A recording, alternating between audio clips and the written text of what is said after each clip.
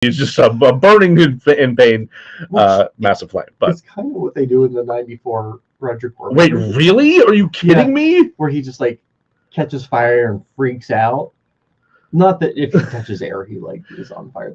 So there's absolutely no way that version of the Human Torch goes down. No.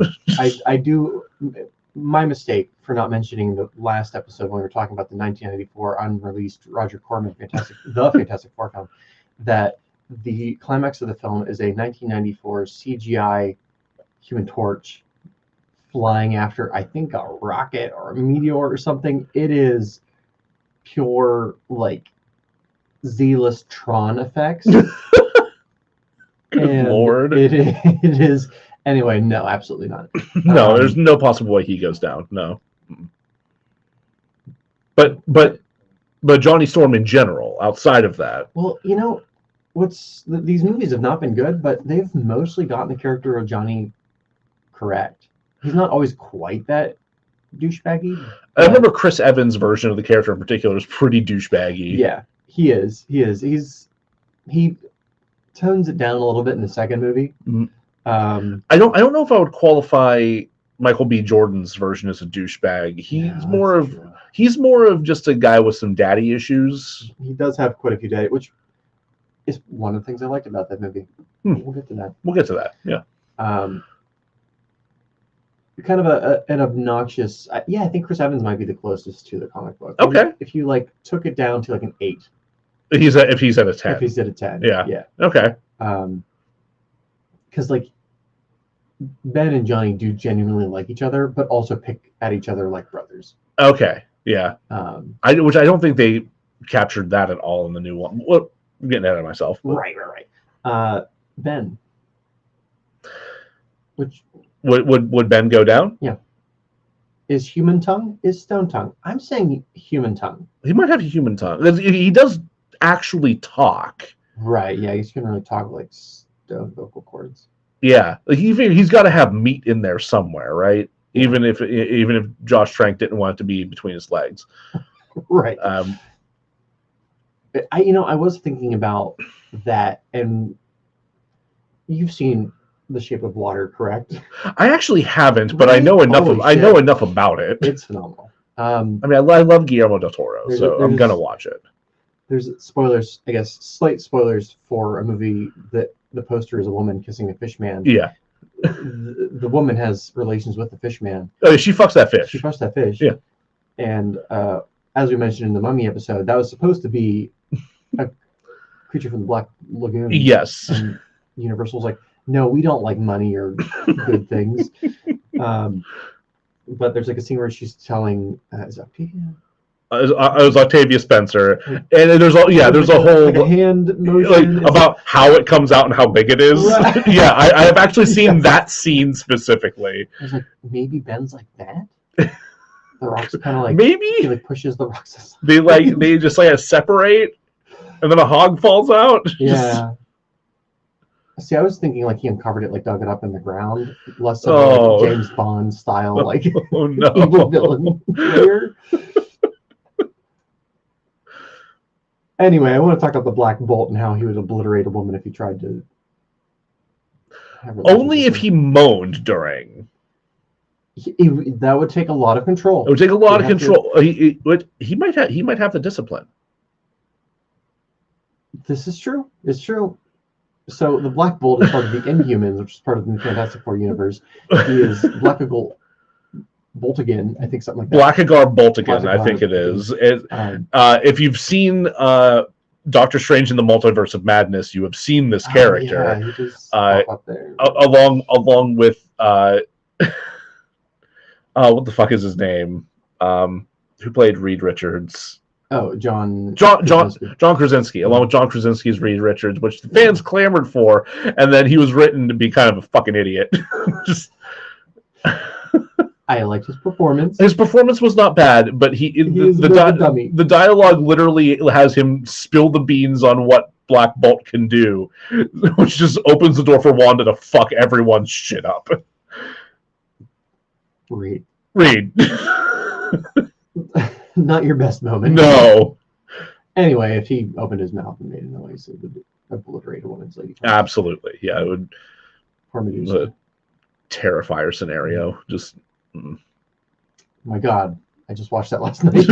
I'm sorry. Yep. I like clowns. I like spooky clowns. I didn't quite enjoy that film. No. But yeah, there's some awful lady part happenings. Bad times. So I'm imagining the two of us like on the scene of this murder. Like, this is some really bad issues. This is a truly terrible occurrence. What are you guys doing here? What a bad scene. Oh boy. Get out of my crime scene. I'm CAB indeed. Yeah, hey, welcome to DeRazzled. Forgot what we're doing for a second. We're the podcast that takes award-winning worst films and fixes them. I'm Jack Culbertson, and here to host alongside me, as always, is the insufferable Joe Nealance. Tell me how you really feel, Jesus. Word salading beside him is what's left of my brain. So we're continuing our discussion of 2015's Fantastic Four, co-winner of Worst Picture at that year's Razzies. Which, if you're tying with 50 Shades of Grey, which we covered last season. Yep, sure did. You're pretty bad. You're pretty bad. It's pretty bad. Because it's not like we haven't covered other years where, wow, how did this not win? Oh, that movie. Right. And I'm not sure how I feel about it tying for Worst Picture. It's bad. It's real bad. It didn't make me 50 Shades of Grey made me angry. This didn't make me angry. I absolutely believe that the reason it tied, I can see why it would be nominated. It's that closing scene. It was that fucking closing scene. that has to have been something added. It had to, right? It feels so tonally mismatched with everything else. I believe that the Razzies were probably scoring it based on the behind the scenes bullshit that was going on. That could have something to do with it. I mean, they do like to do that kind of thing. Yeah, and there clearly was a lot. Yeah, whether it's true or not, stuff happened. So normally someone messaged me. I don't care. Cut that.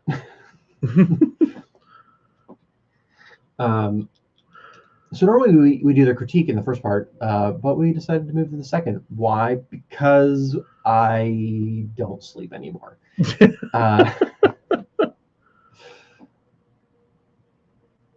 So let's start with the good. Hold on one second.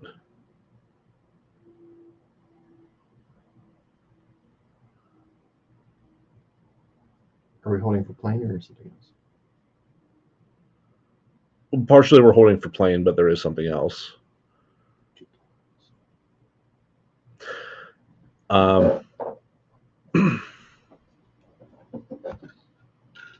I do want that plane to get the fuck out of here.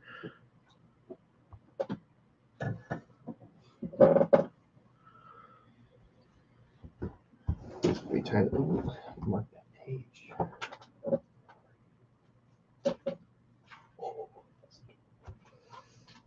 Oh my god. Okay, yeah, I found the detail that I wanted to find. Okay, I think the plane has passed. Great. So yeah, let's start with what works. No, there was one thing I want to clarify from part one real quick. You mentioned behind the scenes drama they may have been taking into account. Mm-hmm. We had wondered whether or not Josh Trank's tweet about the movie preceded the release. It did by hours. It was the same day. Josh, I understand you're upset. You're probably feeling your emotions. August 7th, 2015. He is hours because there was a review that came out saying that that this quote that this film would be quote studied in film schools as an example of what not to do. That does hurt. That does hurt. That does hurt. That is also kind of the basis of our entire show in some ways. I mean, we are nicer. We're nicer about it in most cases. For example, we are going to talk a good deal about what does work in this movie. Yeah. But there is actually a Polygon article from May 5th, 2020, titled "The Post-Disaster Artist." After his Fantastic Four reboot bombed and life fell apart, Josh Trank came back for more. Written by Matt Patches. So that's where I found that particular detail. Same day. I'm trying to imagine, because he's not older. Like he might have at the time even been younger than us right now. He might have been early 30s. I would think that's correct. Yes. Would I have had a similar reaction? I mean, I don't know how to use Twitter, mercifully, so I wouldn't have been able to do that. Oh, but... No. He was young. He was younger than us. He was 30. He was 31 the year of the film. He was 26 when he directed Chronicle. Fuck you, dude. Yeah. I mean, good for you. But also, God damn. God, that is hard. I mean, it is hard. Much younger than us. It's not, but still, like that's a young guy to be directing like a Hollywood tentpole franchise like that. Like it's a big fucking deal. And I've become jaded enough that if somebody wrote that about me, I'm like, yeah, you're right. Whereas I made a movie about a butt, and I'm immune to this. You can't hurt me anymore. Yeah, you can't hurt me any more than I've hurt myself. Here's Knifebreaker 7. Shut up. Yep. You know, I used to think about the quote from, I forget which of the Venture Brothers dudes it was that said it. They realized that like their entire life has been the Venture Brothers, like making the Venture Brothers stuff. It was probably, I imagine it would probably be Doc who said that. Which that's not entirely true. He has he's a painter and he's been in bands and shit. He's got other shit going on. And Jackson Public worked on The Tick for all those years and he is voice acting all over the place. Like they've had other things they've done. I mean, artists never self-deprecate. So. No, never. What are you talking about? See last episode. 2 episodes ago. See 5 seconds ago. Like what are you talking about? But yeah, like then like, oh man, the largest project of my life is this show about a bunch of assholes. And like as the more time goes on, I'm like, you know what? Yeah, I could do Knifebreaker movies for the rest of my life. Just let me do that. Yeah, it'd be fun. We'd have a great time with that. We would have a great time, yeah. And then I would go off in the corner and write some like brooding piece of literature that would never see the light of day. Well, you never know. Yeah. Unless I die a horrendous death. Let's not get ahead of ourselves here. I was telling Belinda the other day about how they theorized that Edgar Allan Poe didn't die a drunk in the alley. I mean, he did. He did die drunk in an alley. Well, there are theories that he was coerced to be that drunk in an alley, that he was like captured as part of like a vote rigging scheme or something. There's all the name for it. Yes. Mm-hmm. They would like grab a drunk from a bar or wherever, take them into a voting place, have them vote, give them more drinks, take them to the next voting place, and just keep doing it. Keep doing it until the person literally can't stand up anymore. They just like chuck them in. Yeah, just drop them somewhere. Yeah. Though there are people that theorize that Edgar Allan Poe was not actually a drunk, that he was allergic to alcohol. I don't know how true that is, but there are various other. There's a lot of shit surrounding all of that. I'm sure there's an Edgar Allan Poe podcast out there that there's gotta be, has their shit down. I'm sad that I haven't listened to it if it is out there, but we should look into that and also have them on. Yeah. There is an Edgar Allan Poe movie with John Cusack. That's very true. I'm not sure if it's good or not, but I'm gonna go probably not. Probably not, but I'll watch it. Yep. Anyway. Also, that episode of the Venture Brothers with Edgar Allan Poe. Always wanted to put him in a headlock. Look at that thing. Anyway, so let's talk about this movie. Let's talk about the cast. Well, who in the cast? We talked about this a little bit in the first part, but who in the cast did we like? So obviously Michael B. Jordan. Yes. I think he's just enjoyable. He's charismatic. I think he captures that side of Johnny Storm pretty well. He doesn't come across as a douchebag. For the tone that they're going for, which is not a tone I like, but he matches the tone. They're going for more of like a grounded grimdark kind of thing. Yes, which 99% of the time I'm all about, but not the Fantastic Four. Not the Fantastic Four. It seems like a misstep. Yeah. Which we'll get into. I think Michael B. Jordan was very good. Worked with the daddy issues really well. He worked with the daddy issues really well. The daddy. Yeah, it was probably my favorite part. I liked him quite a bit. A big change from the comics. Reg E. Cathey played Dr. Franklin Storm. I thought he was good. I'm not sure how I feel about Tim Blake Nelson. I like him as an actor usually. I love him as an actor. Yeah, it's just weirdly cast. It did feel like miscasting, but he also wasn't bad. Yeah, I don't know. Had I never seen him in anything else, would I have enjoyed this? Maybe. I needed more Tim Heidecker. Remind me of Tim Heidecker. Tim Heidecker from Tom Goes to the Mayor and Tim and Eric Great Show or Awesome Show. Great job. That was too tongue in cheek for me. He plays Reed's dad.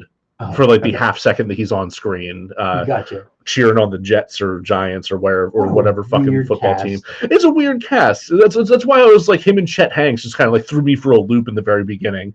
Like, are you guys all friends, or it's not like a Star Wars movie where it's like everyone's clamoring to have a small part? Right. Yeah. This is early in the Marvel boom, and I think Are we still in the midst of the Nolan Batman movies at this point?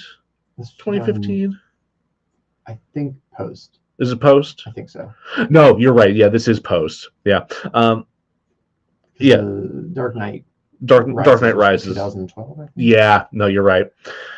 So there was like some acclaim to some superhero films, but like Fox was not exactly batting 1,000 at this point. Like they had already fucked up the X-Men to a pretty decent degree. Though they were recovering a little bit with First Class, and I think Days of Future Past was around this time, if not like coming up. Yeah, I can't remember if it was right before or right after. So like they had that going for them, which is nice. But like I think to be an A-list actor or even a B or C and just hop on a franchise because you're like, oh, I like this franchise, it has to be like a Star Wars. Like you have to have nostalgia for it. Yeah. And I don't know that all these actors had nostalgia for the Fantastic Four. Who knows? I could maybe see Tim Heidecker being that. I don't know shit about Chet Hanks outside of he hates his dad. So weird. It's very weird. How'd you feel about Miles Teller? Do you think that he worked, or are we going to talk about him later? I didn't care for him. Okay, we'll talk about him later. Yeah. Okay. We basically covered the actors that I enjoyed, and the rest are either fine or I didn't like them. Yeah, I think I'm on the same page with you there. Great. What about the story work? So I think I mentioned in part one Ben and Reed's relationship. Yeah. I think that worked. That was well handled from the time that they were kids. And for the most part, through their adulthood, it's hard. I got to put scare quotes around that word there because it's hard to read what age they actually are supposed to be at sometimes. I mean, imagine watching The Fantastic Four and you're like, wait, you're in high school, college? You're 40. You're 40. It's very strange, but no, that relationship I think played out very well. I think that the animus that's built up toward Reed, it makes sense. I think that was effective. Also, the Johnny Storm daddy issues. Yes. I think that was handled pretty well. Those two story threads I liked up until the 1 hour mark. or 1 year mark. Sorry, not 1 hour. Yeah. So there's a point in the movie where we jump ahead a year. It's like pretty close after the transformation. It's like it's after Reed flees. Yeah. After they've been like taken into a government facility for observation and whatever.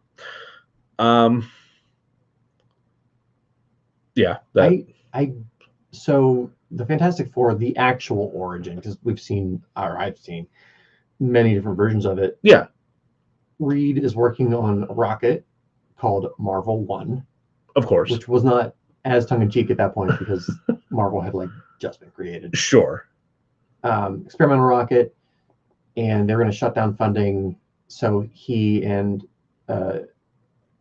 Ben, who's the pilot, and then the other two, because why not, are going to experiment. They're going to take the rocket, go into space, do the thing that he wanted to do, and then after wowing everyone, they'll give him funding. Yeah. But they get struck by cosmic rays. There's not enough shielding on the rocket, and then they change into, what they change into. Right. That's fine for 1961. I like that they did something different here where they go into the negative zone, or they don't call it that in this. Yeah, it is called another dimension. I think they call it Zero or something like that. Planet Zero or something, which I could have done without that, but yeah, they go into another dimension. Yeah. And which in the comics, the negative zone is way more psychedelic. So cool. Yeah, Jack Kirby did some like really cool shit with it, with like collaging. Okay. Of course he did. Yeah, no, his collages are a big fucking deal. Yeah, they're really cool. But this is very much just like it's a rock planet with green. Yeah, basically. It made me think about that movie 9. It was like an animated film with like stitched together like Sackboy like characters. Not Tim Burton. Yeah, not Tim Burton movie that heavily featured Coheed and Cambria's "Welcome Home" in the trailers. Yeah, okay. This is one of the few things about that stands out to me. Also, the second time it's come up in conversation in 2 days. It's weird. 9 or Coheed and Cambria? 9. Huh. Though also Coheed and Cambria because I brought them up. Okay. But it's me. I'm the problem. It's me. I'm the problem. It's me. Anyway. Yeah, I agree that like the kind of hurt pride kind of build up toward them like taking their initial trip that causes like the accident and causes them to get their powers. I think that works in this. At least for the most part. I think the roping Ben into it seemed a little weird because like he's not a pilot in this one. He's just kind of a mechanically inclined dude. Yeah. And he's not doing any of that work on this. He just is kind of invited drunkenly. So, like, what I liked about it is that Reed says he's not going to go on this mission without his BFF. Right, because he wouldn't be on this journey without him, right? To begin with. So it makes sense to him and him alone for Ben to be there. But Ben could have also been a little bit more technically inclined in a way that would have been helpful. Yes. And it would have gone down smoother. Yeah, I absolutely agree with that. I am curious. So the one iteration of the Fantastic Four I'm not familiar with, and they have said that they've taken from it, is the Ultimate Universe. Okay. Really quickly explaining the Ultimates.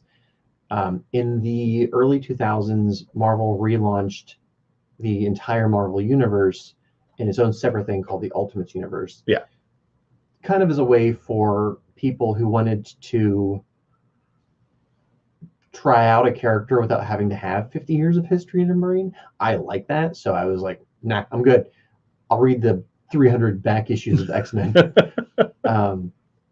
But if you like, I like the character Spider-Man, but I know nothing about him, you could hop on with issue 1 and you would be fine. Sure. So they did that with most of their bigger characters, including the Fantastic Four, which was co-written by I think Brian Michael Bendis and my old nemesis Mark Millar. There it is. Yep.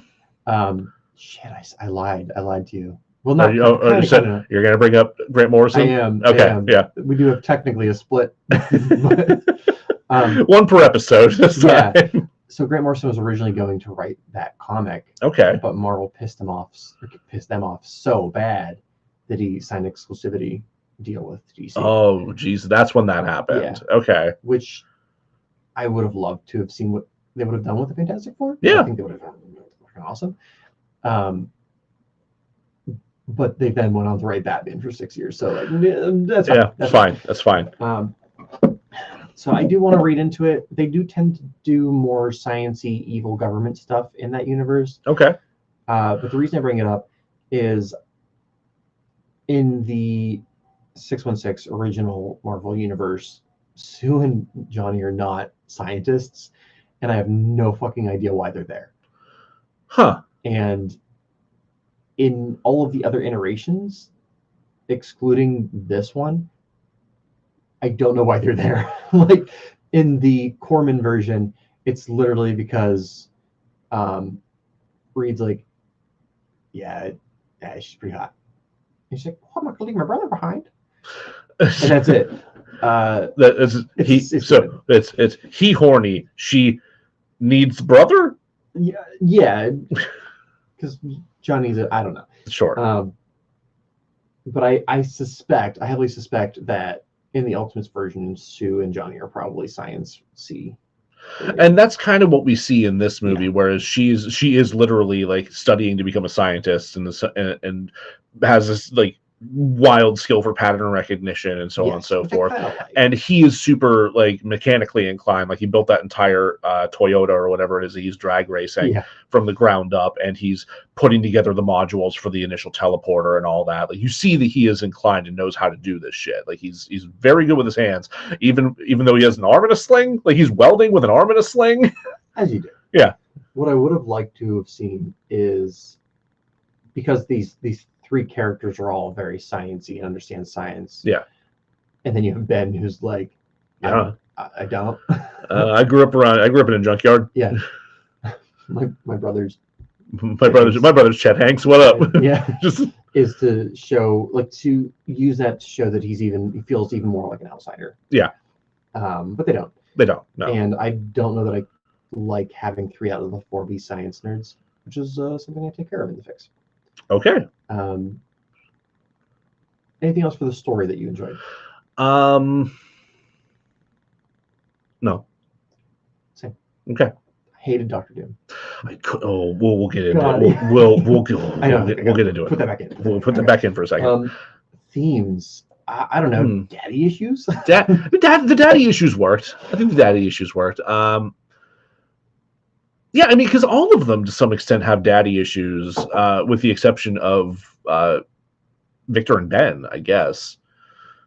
Do you even see Ben's dad? No, we see Ben's mom for like a second. Yeah. She beats up Chet Hanks after Chet Hanks beats him up. She sure does. But that's about it. We just know that he has a troubled home life, so we have no idea what the dad situation there is. Reed's parents don't understand him. Reed's parents don't understand him, and I mean, I wish we had gotten a little bit more Tim Heidecker. I'm just gonna keep riding. I'm gonna keep hammering on that. I'll try to push it into my fix somehow. Yeah, I just think there was a lot more like comedic opportunity with him there, or even just serious acting opportunity. Like he's actually a pretty good actor, but yeah. Would you like to guess what Dr. Storm's comic book origin is? Like Dr. Franklin Storm? Is that what his name is? That's what it's his name in this. Yeah. I guess that would make sense that she would then name her kid. Okay. Yeah. What's his origin? He's a hot dog. He's a bum. He's a bum? That's it? He gambles all of his money away, and then the loan sharks come after him, and then he fights back and actually kills one and gets sent to prison. So that's how Johnny and Sue get sent to go live with her aunt, who runs a boarding house. Interesting. Yeah. So also, they're from Long Island, so you have to read all of their with that accent in your head. Good Lord. Yeah, I'm glad they didn't do that. No, I very much like what they did with it. Also gives them a reason for being there. Yes, it that was effective. Oh God, what other themes? What are themes? Science, government, untrustworthy, government bad. Yeah, government shady bad, not good. Yeah. Air ducts squeezy good. Air ducts squeezy like squeezy yogurt. Good. I don't know if that's a theme. Just a weird kink that's this doesn't awaken anything in me. That's it for honestly, yeah, there's not a whole lot else going on there. Because you can't. I guess there's maybe like a loose argument for like found family or whatever, but like even that's real fucking flimsy and shoehorned in this, I think. But I mean, it's inherently within the context of the story, but they don't do anything with it. Yeah. Other than that scene at the end. Yeah, and the scene at the end's so bad. Production. What worked with the production? Yeah. I mean, it sounds like maybe had some problems. Yeah. Like, I don't really like the costumes. Don't really like the don't like the costumes or sets. The effects department did their job. So the effects department did their job. I think the Ben effects in particular, I think were pretty effective. Like when the reveal that he's a big rock man and like how he's having trouble like moving his head and shit, and like when he tries to turn toward Reed's voice, it's real unnerving. That I think worked really well. Yeah. Like overall, I think the reveal effects of like whenever they are first showing what's happening with their powers, like the way that Sue kind of like phases in and out uncontrollably, the clear like panic and discomfort of burning alive that Johnny's having for a second there, and again just Reed's like Stretch Armstronginess and like it didn't look silly. It didn't look silly, and it very easily could have looked silly. So bravo for that. It's kind of it, huh? That's about it, though, right? Yeah, everything else would be like, oh, I like this little story beat, but that's not production. Right. Great. Hey, what didn't work about this Fantastic Four? Oh, buddy. Fucking Dr. Doom. Fucking Dr. Doom. What the hell? I don't even know that it's necessarily the actor. Toby Kebbell is his name. I don't know him from anything. I think he's probably just playing what he was told to play. Honestly, I think that he much like Kate Mara falls prey to the script in this case, because I don't think his performance is necessarily bad. Like there are moments where I even think he does a damn good job, like in his speech where he's trying to convince them to take the trip and to be the ones who are remembered. Because who do you remember? Like, do you know the name of anyone who actually fucking designed the moon landing module? Like no. Yelling at the screen. That's Michael Collins, you fucker. That's right. Like you don't remember who was in the Apollo 11. Well, I think he didn't even mean who was in it. I think he meant who designed it, like who built the damn thing, right? I guess. Because I don't think Michael Collins built it, did he? No, he was just piloting. Yeah, he was just in it, which like cool. We do know his name. Yeah, I couldn't. I couldn't. You read a really depressing book about it. Oh, yeah. I actually kind of want to read that. Yeah, me too. I think he had moments where he shined, but this version of Victor Von Doom just sucks, and that's not. I don't think that's Toby's fault. I think that's entirely on whatever iteration of the script, whether it's Trank or Kinberg or whoever. Like it's like he's just not well written. Here's what is if you were to boil everything down to a singular problem, they were afraid of making a cheesy superhero movie. Yeah. And the Fantastic Four are cheesy. They're in the title. It's cheesy. It is when you have the word fantastic immediately in the fucking title. It's going to be cheesy. It's gonna be campy. Lean in. It's the same like when we had zombie movies for a while that like didn't want to say the word zombie. I mean, Shaun of the Dead did that, but right. That's also like a very loving send up of the entire genre. But yeah. Like if you walkers fucking I mean it's fine. That's fine. But I hate when you hate the source material. Yes. And it's known. Yeah.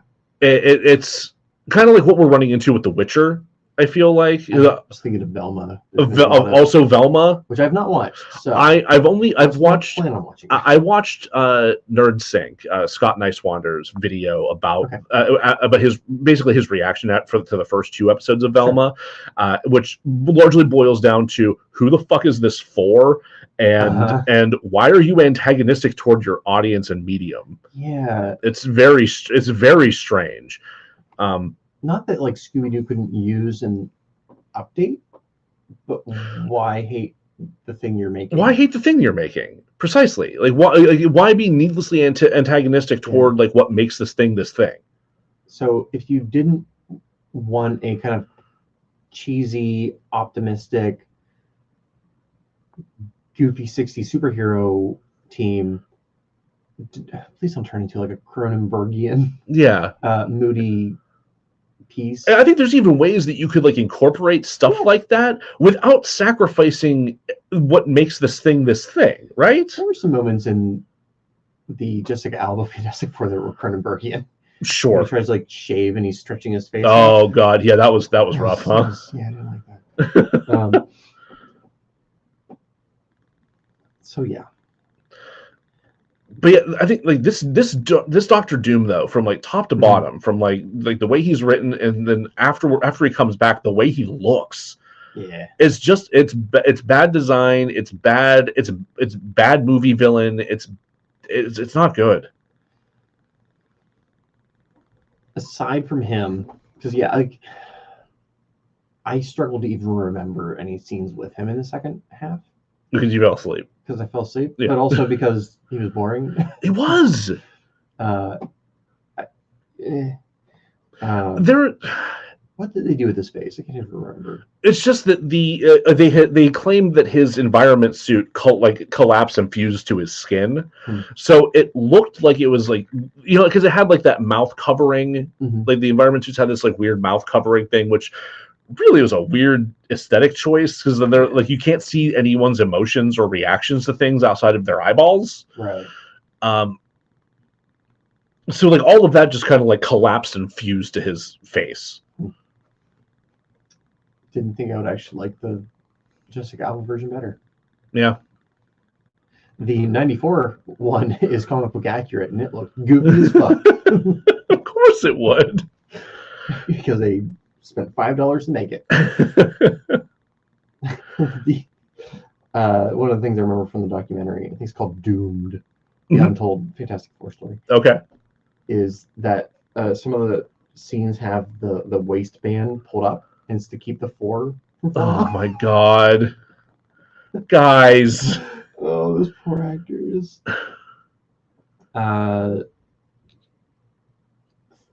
Themes. I mean, again, we're jumping ahead to themes. As far as like cast that I hated, most of them I'm like, you're fine. You had what you had to deal with. Yeah, because I don't think the two that really strike me as like not working are Kate Mara and Toby Kebbell. Yeah, and I guess Miles Teller to an extent as well. We haven't really talked about him. Yeah, he works in the scenes with Jamie Bell. Yes, I agree.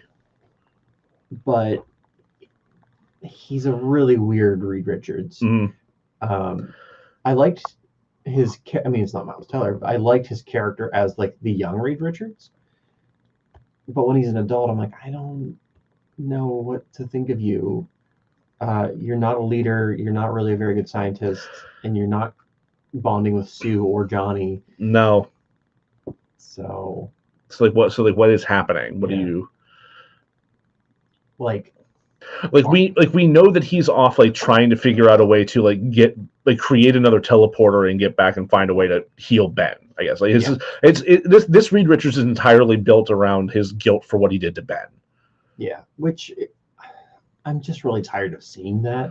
Yeah, because every Fantastic Four movie is about that. Yeah, especially the two from the early 2000s. See, I don't remember that aspect of them that well, but I'm also not surprised. The first one has been his fiance dumps him because she's like, I can't sleep with this rock man. Yeah. Not with that attitude. And right.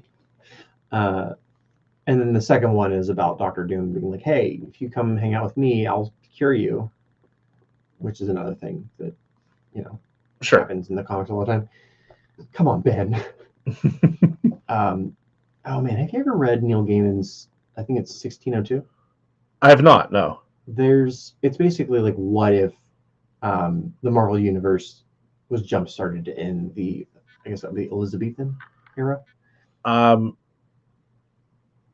Oh God, yeah, I guess. Yeah, but there's a Victor Von Doom, and he keeps these freaks locked in his basement, specifically like a rock man. It's pretty cool. Nice. It's dry, but I often find Neil Gaiman to be a little dry. He's on the dry side most of the time. Yeah, it's pretty interesting. It's a pretty interesting read. I'll have to check that out. Yeah. What was I thinking? Doctor Doom, not very good. Who's the government stooge? That was Tim Blake Nelson. Yeah, I still don't know how to feel about him. Yeah, like I'm really torn on that because like his performance isn't bad, but he feels miscast. And I think I just saw him in what was it, the Guillermo del Toro anthology series on Netflix? Oh, Cabinet of Curiosities. Yeah, I want to say, don't quote me on this, but I want to say he's in like the first episode, and he plays like a shitty old, white guy. Sure. Yeah, that's not surprising. He also voices a character or two in his Pinocchio. Okay. Yeah. Well, he's really good as the like shitty old white guy with like a big pickup truck. Because he'll buy storage spaces. Okay. That are auctioned off when nobody comes for them. And then madness and mayhem ensue because Del Toro and monsters. Sure. Yeah. Yes. Delightful. Yeah. Yes. Give it to me. It got rated pretty low, but actually was like, of the three I watched, was the one I enjoyed the most.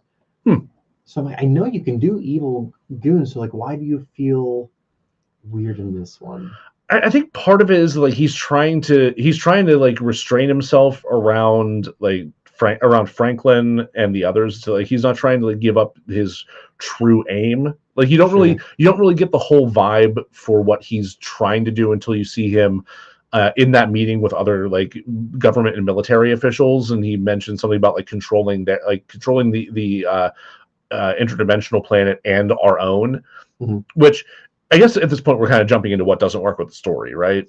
Yeah. So they keep making allusions to how Earth is dying and how like they need to save Earth. They need to do something to take care of the Earth. What the fuck are you referencing? Like, I mean, obviously climate change, right? But at the same time, just fucking say it. Why are you being so vague about it that we don't actually know what you're talking about or what you're looking for on this planet? Because every time Franklin talks about what they're looking for on this mystery planet, it changes. It's something else. Like he goes from talking about like maybe we can learn about the beginnings of our evolution as a planet and like about our history, and like maybe we can learn how we can find materials to cure diseases or whatever. Like, what are you fucking going on about? This is this weird utopian pipe dream of like this is going to be our cure all for all ills to visit this other planet, and then Victor Von Doom comes back and is like, no, you've destroyed your own planet. You're not going to destroy my new claimed home world now. Like, what do you mean? I'm really confused because the Planet Zero I remember watching before I fell asleep was not a very nice place. No, it's a bunch of weird green energy. It may be fascinating to study from a scientist's point of view, but as far as like saving our own planet or using the resources of that one, you have no reason to think that. Like, outside of like a little vial of dirt that you've tested that maybe it's some degree chemically compatible with our own, but you know for a fact from that sample that you have to wear like environment suits to even be able to visit this place. What do you hope to learn? It's dumb. It's just dumb. I wonder how it feels to be Daniel Craig to know that you delivered the best line of your entire life, and it's all downhill from here. Well, let's wait for Knives Out 3. Just the delivery on that line is just so good. It's amazing.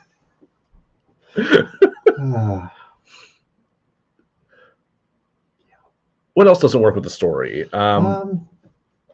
Any kind of romantic relationship between Sue and Reed. Just gonna say that awful.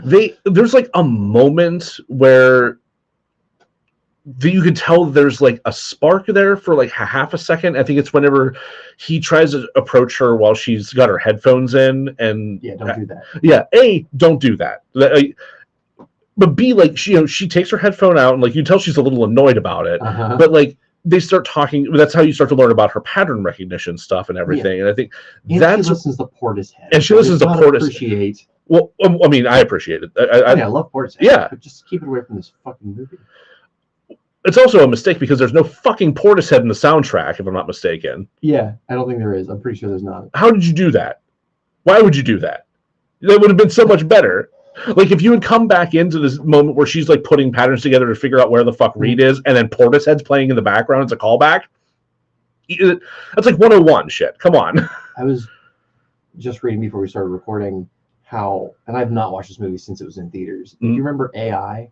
The Spielberg movie that was supposed to be the Haley Joel Osment one. Yeah, vaguely.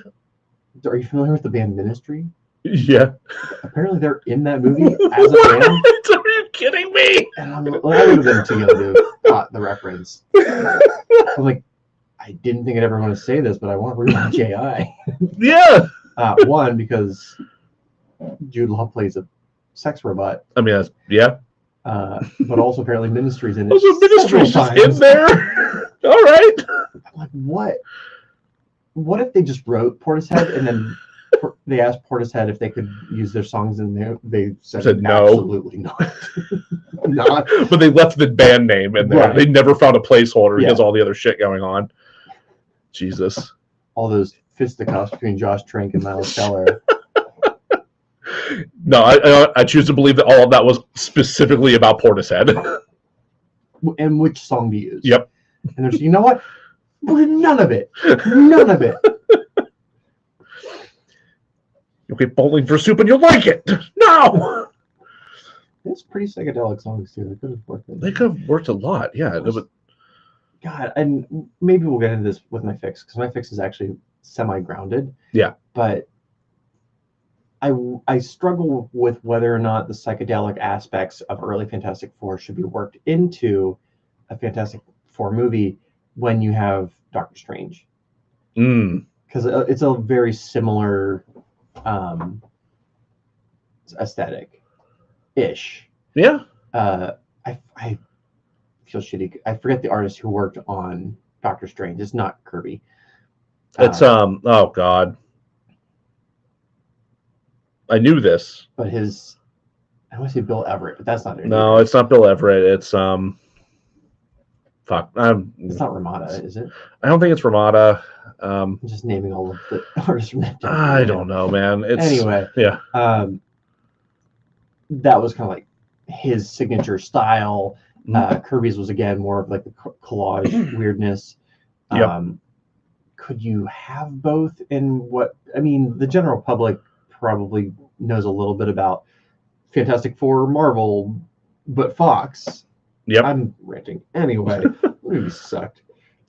Anything else that didn't work that you want to highlight? With story? With anything. Yeah, do we want to move on from story and okay, so we've mentioned several times that the quality of the film drops when they do the 1 year jump. It was Steve Ditko. I think you were thinking of Steve Ditko. It was Steve Ditko. That's who it was. Okay. Yeah. So quality drops after the 1 year later. Objectively, it absolutely does drop. What about it is the suck? Oh God, I think you lose track of the character relationships a good bit.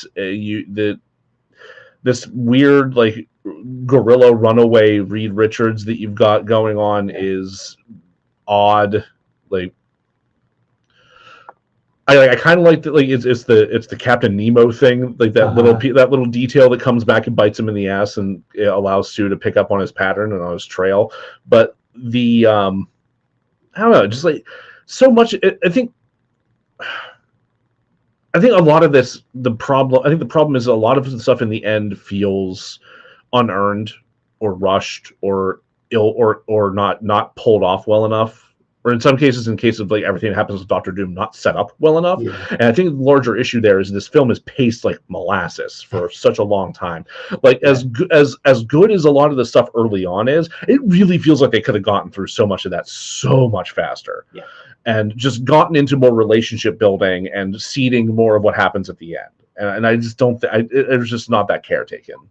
I feel like there's also a lot more superhero punchy punch scenes in the second half without any real stakes to them. Yes. And because you don't care about the relationships between these characters, you're just like, oh, it's kind of like what Scott, Remy Speed Scott, has told me why he doesn't care for superhero movies is you'll have a movie, it'll be doing the thing with the characters and story and whatever, and then it'll suddenly remember, oh right, we're a superhero movie, we have to fight. Yeah, it's kind of like what Becca had a similar complaint about WandaVision. How the first several, like the vast majority of that is like really solid story and weirdness and character building and relationships, and then the last episode is just a big stupid fight. Yeah, I agree. Yeah, I do very much like that show. Oh, I love the show. It's just it's definitely like, oh shit, we're Merle. Yeah, exactly. It's a valid critique. Yeah. Do you think this movie earned its accolades? I'm gonna say yes. Okay. Though I still feel a little bit torn on Worst Picture co-win, just because again, 50 Shades of Grey made me angry, and this didn't make me angry. Like it frustrated me for sure, but it made you sleepy. it was definitely frustrating at times, but like overall, I don't think it's still bad. Overall, it's still bad. Yeah. Yeah. I don't think it should have tied for Worst Picture. I feel like it's carrying the sins of all the other shitty superhero movies. Yeah, kinda. It was an easy target, easy big out in the front target, and yeah. I don't feel bad about shitting on it, but also I've watched worse Fantastic Four movies by now. Yeah.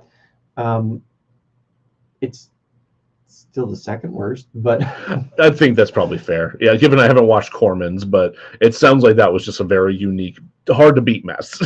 It's very much a mess. I never thought it like the first Jessica Alba one is the one that I would watch again. Yeah. I'd watch that again. Even the second one I would watch again, but it's just very bland. It is, yeah, that's fair. The Shiny Man. You want to take a minute, take a break, and talk about the Shiny Man, and then we'll come back. Yeah, I want to be a crow. Okay. Oh man, it's hurting.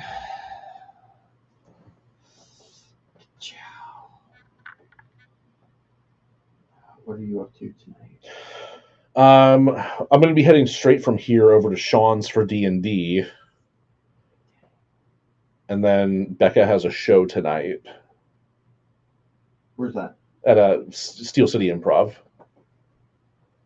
Where's that? Shady Side, like right along Ellsworth. Okay. Check one of those out sometime. She specifically doesn't want people to check this one out because she's worried about how the show's actually going to turn out. But gotcha. Yeah. I understand. How often does she do a show? They have, at least for now, they have monthly shows scheduled through April, I think. It's like third Saturday of every month or something. Gotcha. Oh, there it is. Pop that big place back.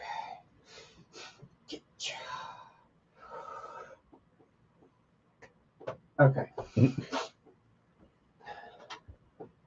All right. First, I'm going to show you some stuff so that you know what I'm talking about. Okay. So I don't have to like awkwardly get up in the middle of a party. So this is Alex Ross's painting of the Invaders. Oh wow. I don't recognize most of the characters as I don't. Yeah. So we've got Flaming Torch is. Mm-hmm. Captain America, Namor, Ghost Rider. Bucky. Was Bucky? Oh, he's holding Bucky. Okay. That is not Ghost Rider, though. That's not Ghost Rider? It's another, I think it's like Screaming Skull or something like that. That's weird. That is the original Vision. Nice. no idea who the fuck these people are. They're all Golden Age heroes that Marvel doesn't use anymore. Okay. But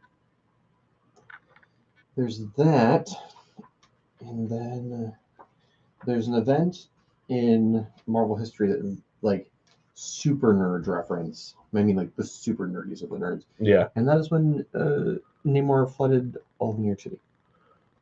Neat. Yeah. Okay. Okay.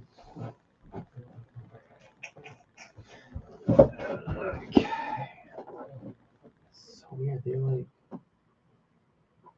don't have the author's name on the cover. James Sturm.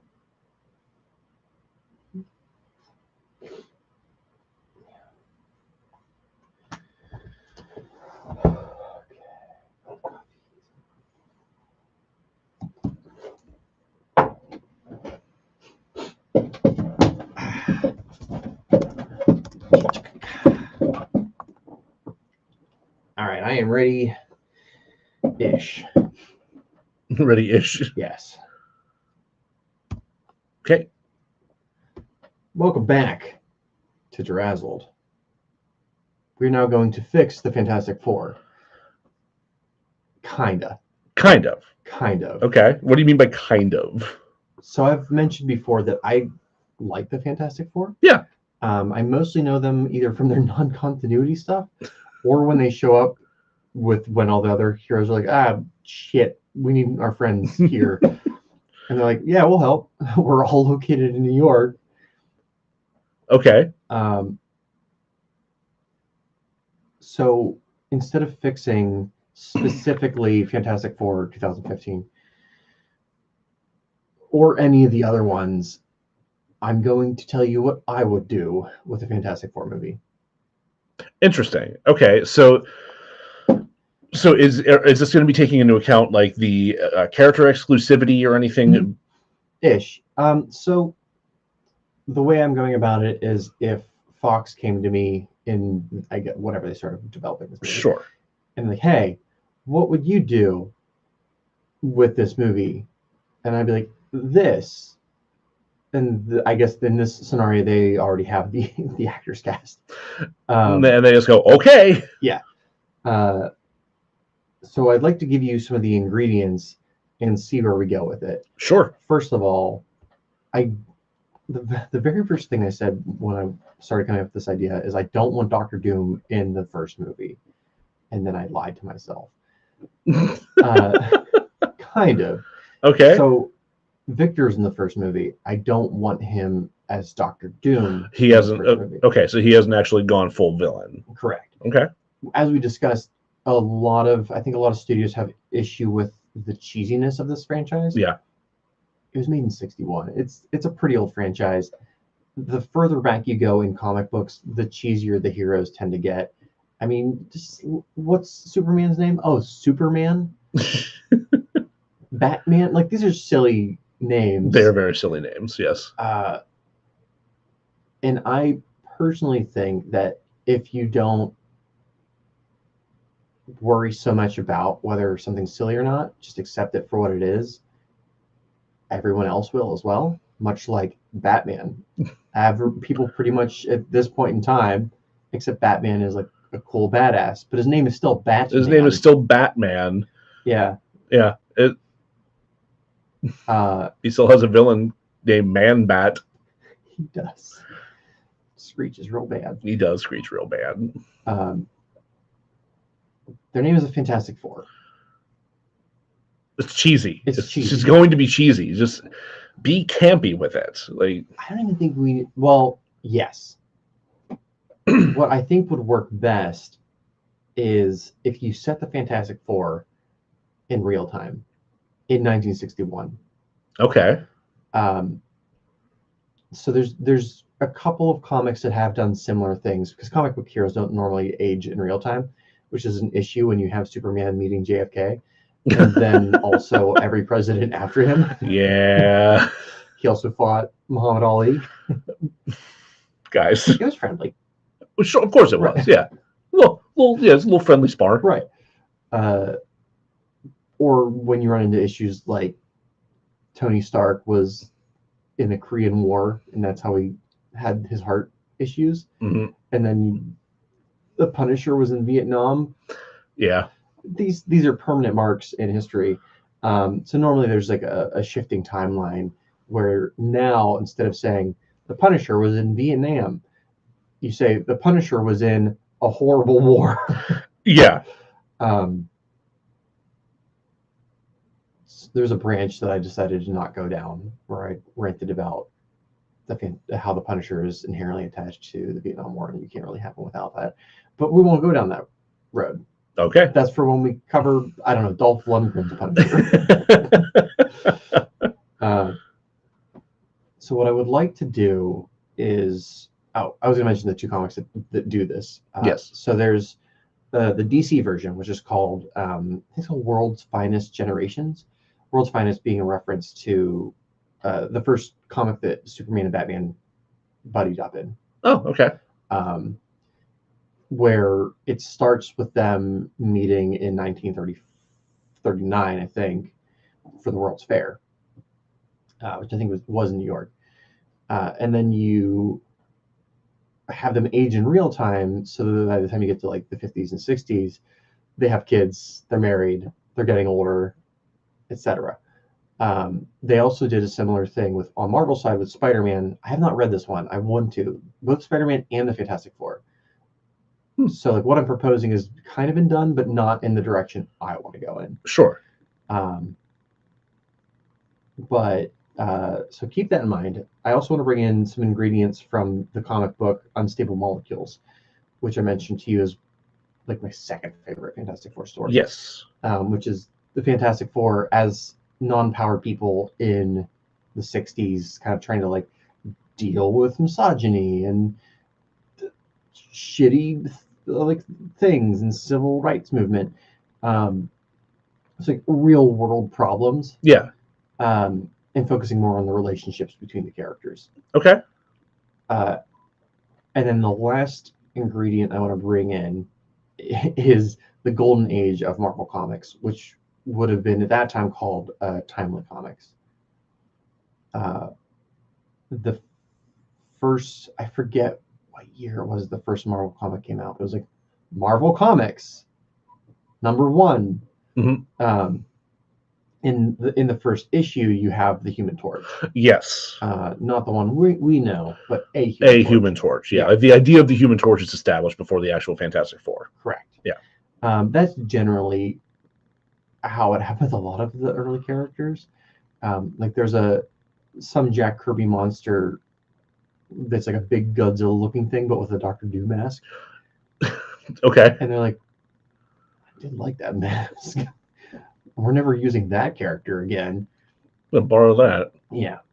If I'm not mistaken, that Marvel #1 also introduced Namor, didn't it? Or at least like the Submariner. I think so. I think so. He's like one of the very, very, very, very first characters in Marvel history. Yeah.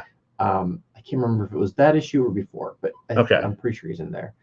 So I want to introduce the idea of the Invaders, which is, I'm going to go with the original version because it's since been like retconned into being basically like the OG Avengers. Okay. But it predates kind of the Avengers. Interesting. Okay, because you showed me that spread of them, Mm-hmm.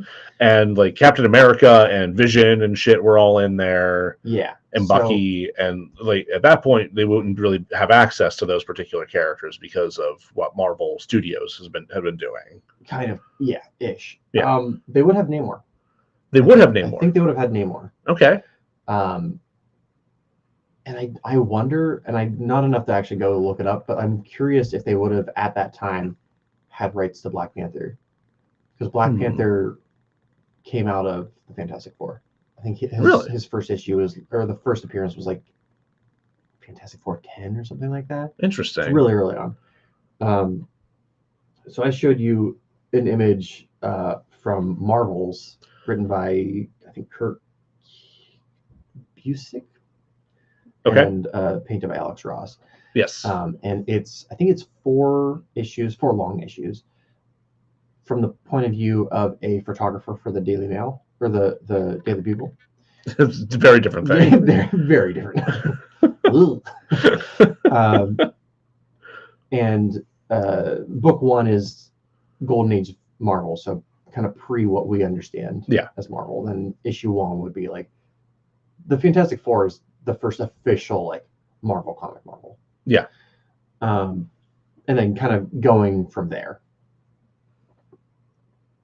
I want to open the movie on young Reed, Sue, Ben, and Johnny at the 1939 New York World's Fair. Okay. Not hanging out together. I mean, Ben and Reed would be hanging out together, and then Sue and Johnny would be hanging out together. That makes sense. With their parents. Oh yeah, they would be very young at this point if we're aiming to do shit in the 60s. Yeah, like Long Island accented Johnny and Sue. And they kind of do something similar to what I want to do in the first Captain America movie, where young Steve Rogers goes to a world, I think it's a World's Fair. It's like a science fair or something. Yeah. And in the background, you see the original Human Torch in a jar or something. Mm-hmm. So in the early comics, we're introduced to the Human Torch by the scientist, the inventor. He's like, look at this thing I made. And then it melts through the glass and people freak out. Okay. I don't want to quite do that. I do want the scientist to be there and be like, look at this thing I made, but not with the melting into things. Sure. I want to take that and add a later Marvel incident and combine them. So Namor initially was, depending on who wrote him, more of a villain. Right. Yeah, I know he's definitely played antagonist. I mean, it's kind of how we see him now, having been introduced in Wakanda Forever. Yes. Yeah. So at one point, Namor is fucking over humanity's bullshit because of World War II. Fair. Or what is coming to be World War II. I get it. And through like manipulation, somebody's like, hey, you should just flood that city. That'll show them. And he's like, yeah, I'll do that very thing. So I want to have Namor flooding New York during the World's Fair. Okay. Pre-Fantastic Four, people are there. And you have the invaders show up to stop him. Now, here's where I would run into an issue of what Jack would actually want to do is have the main people from the invaders show up, which would have been like Captain America, Bucky, the original Human Torch, and his sidekick, Toro. Yeah. Okay. And then not Wizard, who is basically the Flash, who shows up in an episode of Jessica Jones.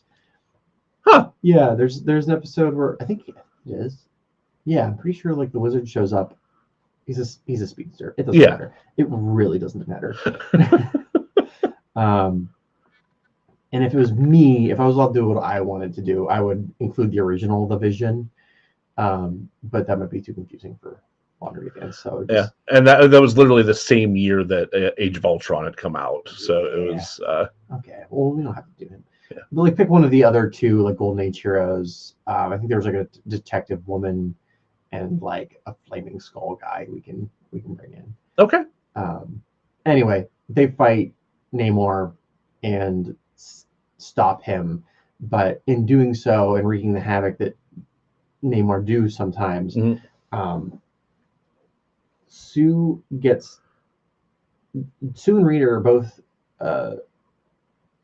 inspired, but by different people. So Rita's inspired by Captain America and what he's able to do for humanity. Sure. Sue is inspired by Namor's plight. But they both leave this event wanting to be more than the normal person. Yeah. So Reed goes into sciences.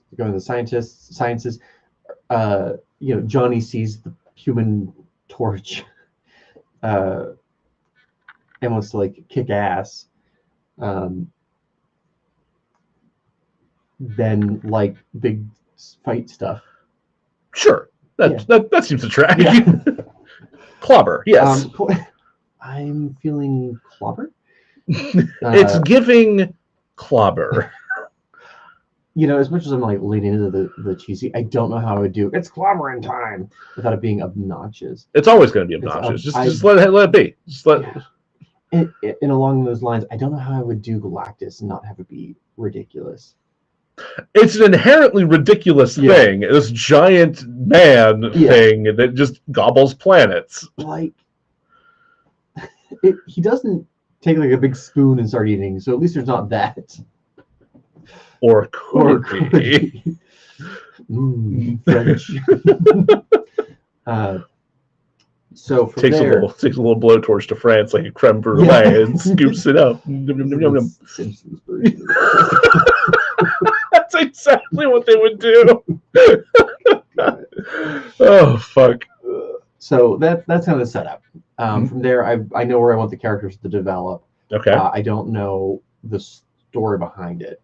So I want to have Reed be more of a futurist, which is what he was originally intended to be. Sure, that makes a lot of sense. In the comics, he still is, especially with people who know how to write that character.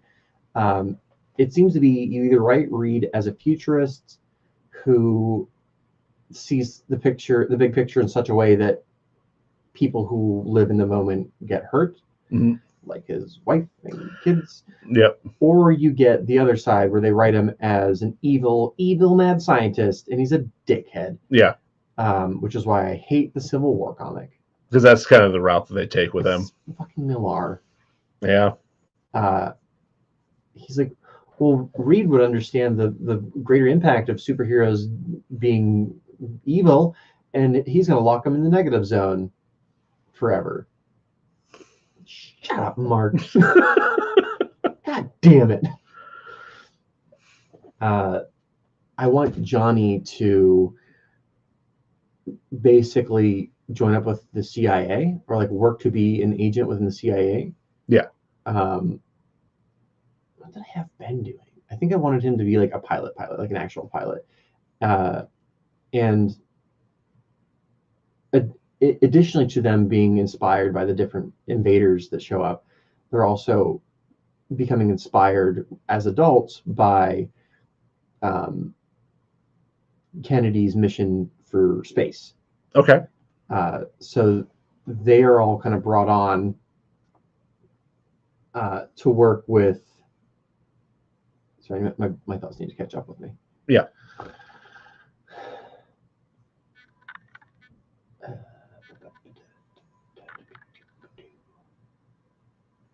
So they're all kind of brought together in a covert mission to use less than legal means to go to outer space. This is like pre-Apollo 11, pre the Apollos in general.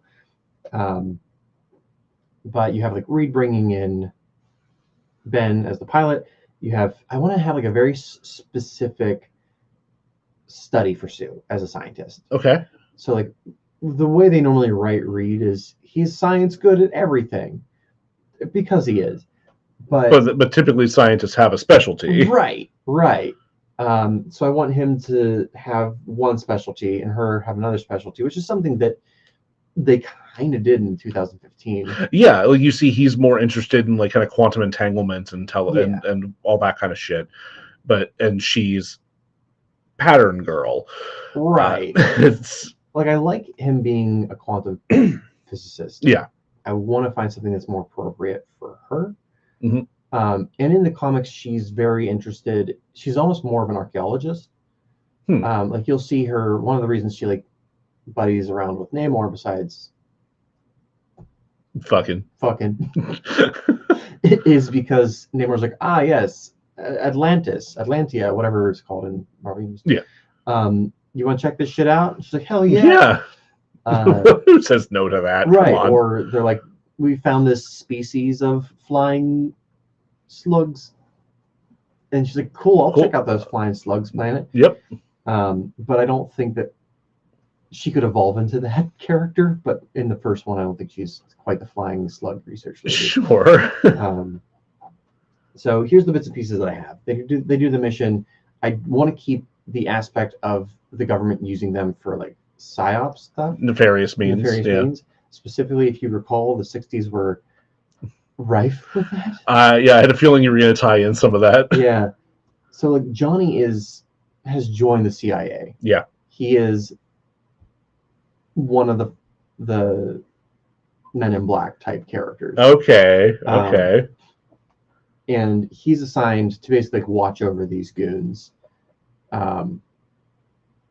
The types of missions they're sent on, however, once they get their powers, is overthrowing governments. Of course, yeah. There's going to be some regime change kind of bullshit. Yeah. They're getting sent to like Nicaragua and Central America and shit like that. Would you like to know what government they're sent to fuck with? Latveria. Hey, there it is. So I would like to. So that's where you're working Victor in. Yeah, because I want to have this sympathetic character who's essentially a refugee from Latveria because of the things that the United States government has done. Okay. So I feel like he would be a little bit more sympathetic. So that when he does go back to Latveria to fix things and become a dictator, you almost kind of understand where he's coming from because he's trying to fix things for his people. It's a little bit like what Marvel did with Baron Zemo in terms of Sokovia between Age of Ultron and Civil War. Yeah, but I won't mind be played by Rami Malek. Oh, I like that. Yeah, I like that a lot. I have like a rough cast. I'm not completely sold on it. Okay, but for Reed, it's Adam Driver, who's one of the front runners right now. Anyway, I would love that. I just love him, and I love him so much. Ever since I first saw him on HBO's Girls, and he was just like, "It's bad. Don't watch. I honestly don't watch it. Okay. It's got the good soup. I mean, it was way before Good Soup, but but he's just like this awkward mountain of a man, just like in this weird relationship with this bizarre narcissistic woman. Right. Yeah, it's a weird show. Okay. It's a very weird show. Yeah, I wouldn't recommend actually watching it, especially considering how rough it gets later on. Anyway, I mean, I saw him as Kylo Ren. I think it was the first thing I saw him in. Yeah, I mean, I loved him as Kylo Ren. Like, I don't like this movie, but I love what you're doing with that character. Yes, absolutely. For Sue, I kind of struggled. Given the time period, which has been like 2015, I wanted to give Alison Brie a shot. Ooh, I'm all for giving Alison Brie more opportunities. Yeah. Hell yeah! Because I specifically want her to play a Susan Storm who has a lot of great ideas. Yes, but it's a fucking 60s. Mm-hmm. So they're like, sweetheart, where's the coffee? I think she would be amazing. Yeah. I think she was a Mad Men, so she was. Yeah. But that's kind of pulling off of the various women who helped us get to the moon that no one talks about. Yeah. See Hidden Figures. Yep. Or Jack Black's mom. Oh yeah, that's right. Fucking weird. That is fucking weird. I forget about that sometimes. Every time I relearn it, it's like, huh. Well, I have nothing against Jack Black. Like, one of these people should be more famous than the other. Yeah, it should be your mom. It should be his mom. I mean, I love the band, but yeah, it's true. He would probably agree. Yeah, honestly. Well, I don't know what his relationship is like with his mom. I think it's pretty good, actually. Okay. I think. Okay. I could be wrong. Feel free to correct me. Who else do you have? For Johnny Storm, I had two options. Because, like, one makes more sense for what I want to do with the character. Okay. The other one makes more sense for being Sue's brother. Okay. So if I'm going with the familial vibe, I would like to audition Adrian Brody. He's got, like, the smarminess from Johnny without going overboard.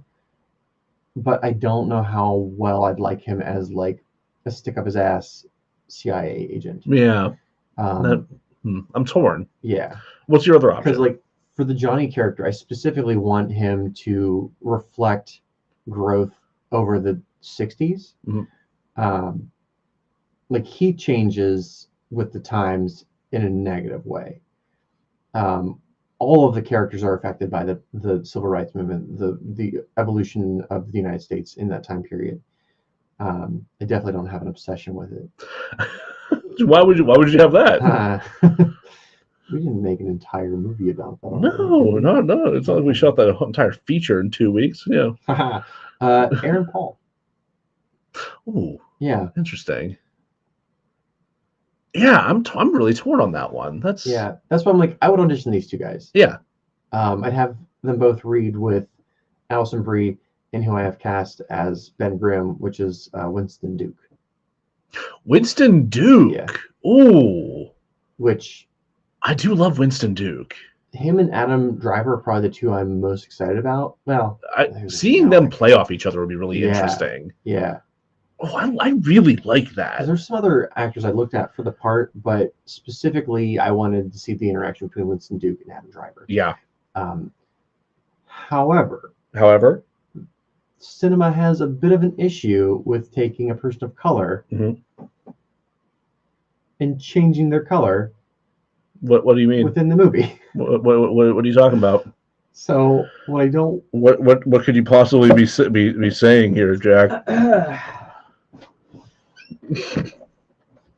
I don't want him to, for the first 20, 30 minutes be... Oh, okay, I understand what you mean. So in terms of turning a black person into another thing. Right. Yeah, like an animal or a thing. Yeah, okay. Yeah, it is a problem. It's a persistent issue. And considering he's like the only person of color, would you consider Rami Malek person of color? I think he's from Egypt. Yeah. Egypt, right? I'm pretty sure. Yeah. But like of the heroes, taking the one person of color and then changing him into a big orange monster.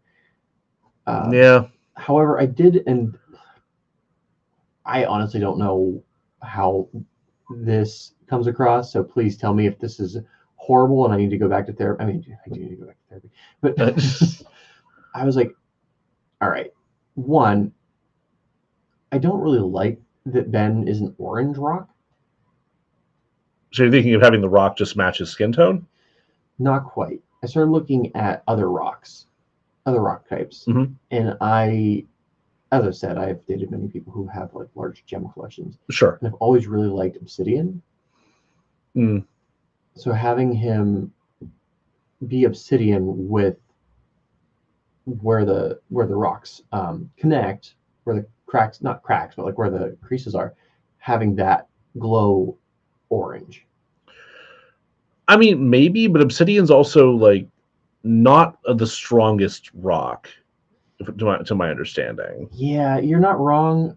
I kind of like the idea of all these like glass shards kind of like flying every time he gets into a fight.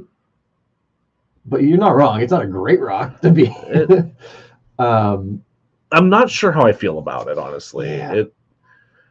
In general, I have yet to see a live action version of the Thing that doesn't look ridiculous to me. Yeah. I believe that current day Marvel will probably be able to pull it off because they did the whole thing with Korg.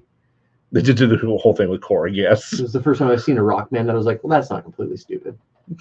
I mean, there wasn't a Muppet. I mean, he's completely stupid, yeah. but the execution is not completely stupid. Right.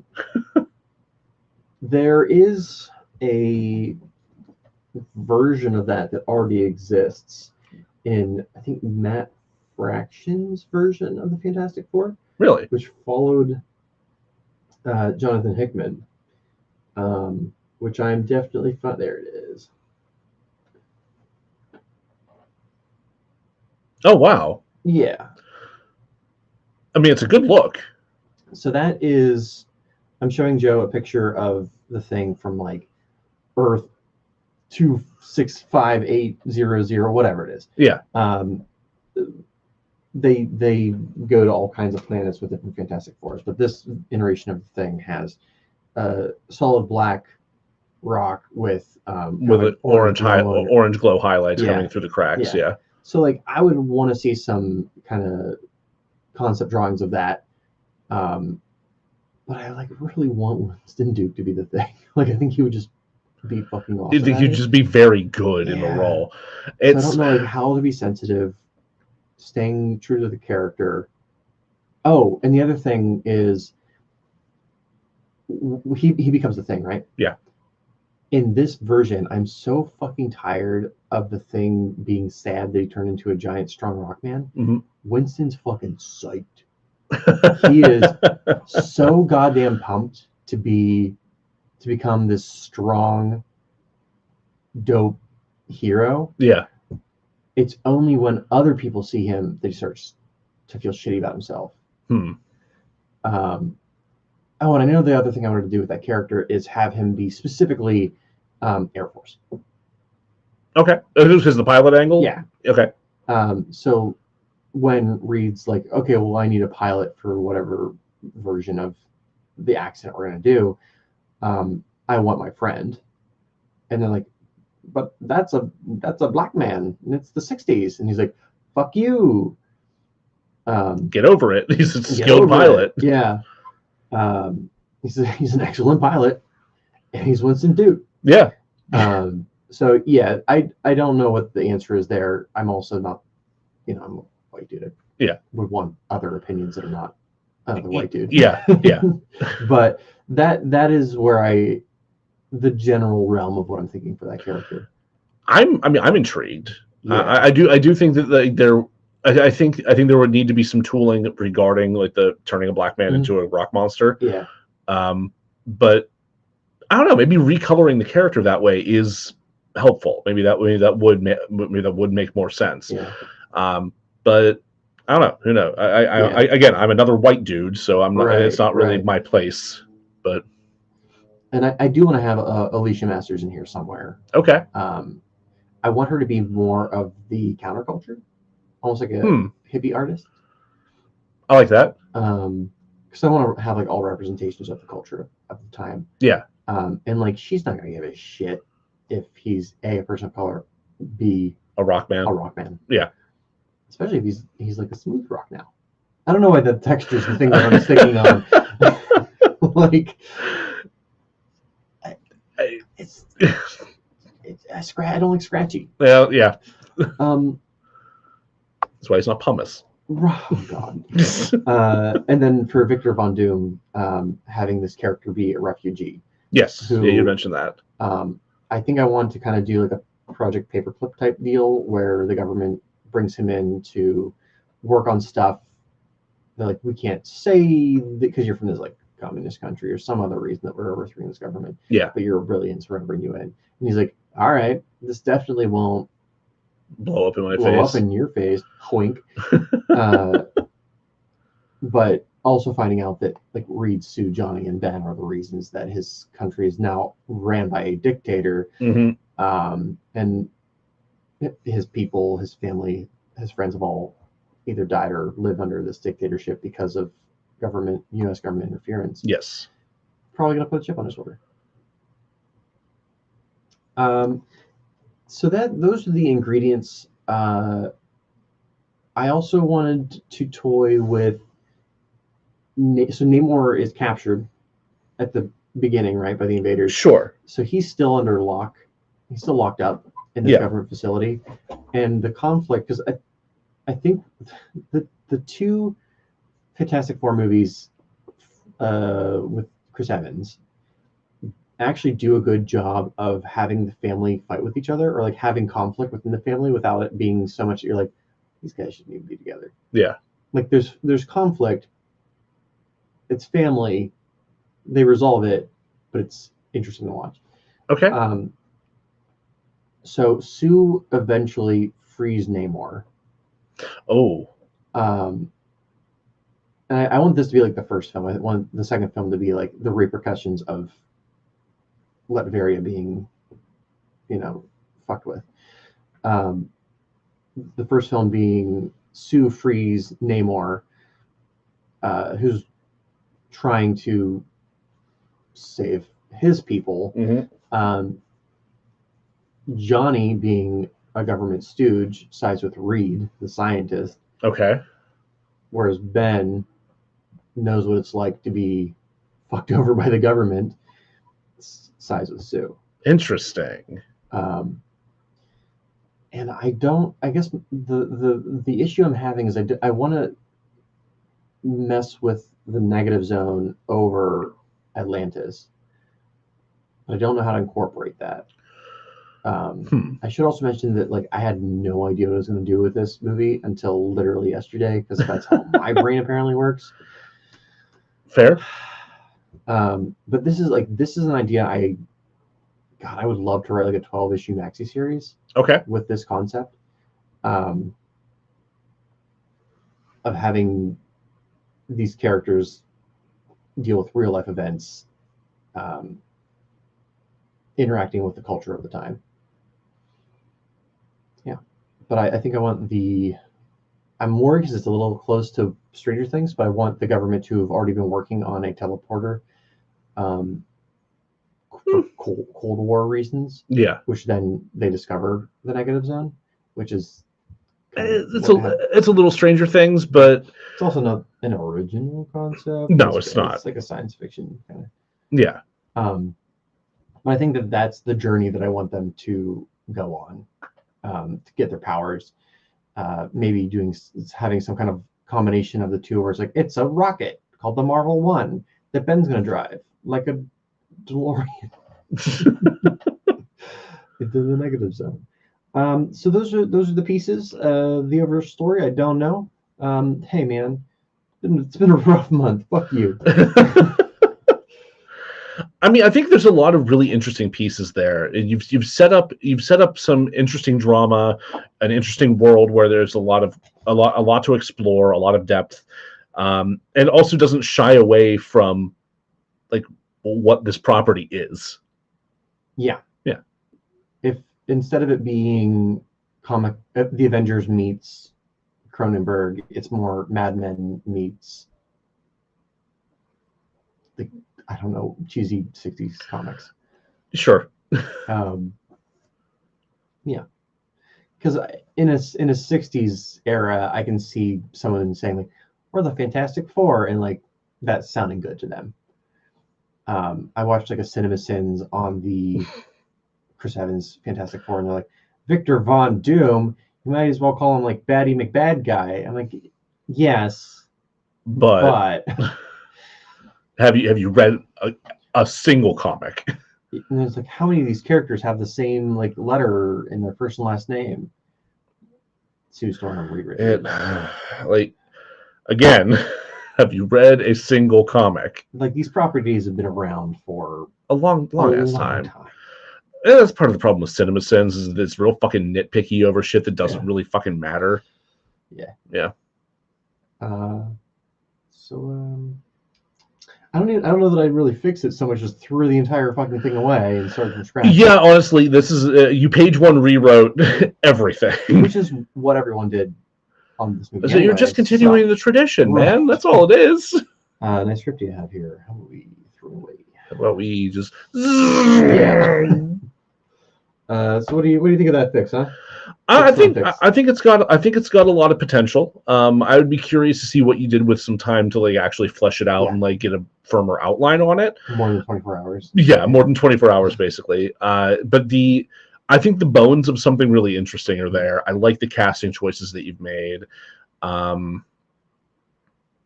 Yeah, I think it has a lot of potential to be something good and different. So Marvel, if you would like me to write that 12-issue series, just you let me know. Yeah, I mean, you could always reach out to us at DeRazzledPodcast@gmail.com. Marvel, or you lovely listeners. Yes. Thank you, all of you lovely listeners, for checking us out and spending another couple of weeks here covering a movie with us. If you have not already, please follow us on the various social media platforms you can find us on. Twitter at DeRazzledPod, Facebook at DeRazzled Podcast, Instagram and TikTok at DeRazzled_podcast. As I mentioned, the email address I said a second ago, you can email us to tell us what you think of our fixes, what you'd like to see us cover, or any merch you'd like to see pop up in our Redbubble store. And of course, let us know what you thought of the episode. Please rate and review everywhere you possibly can on Spotify, Good Pods, iTunes, Stitcher, wherever you happen to listen and can rate. Please please do that, as it helps more people get exposed to the fun and interesting nonsense that we get up to here. Yeah.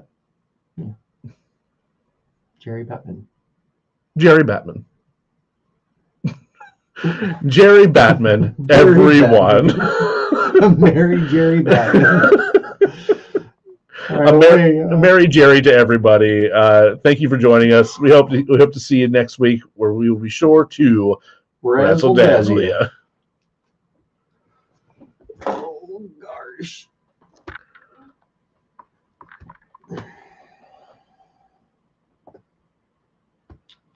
Okay.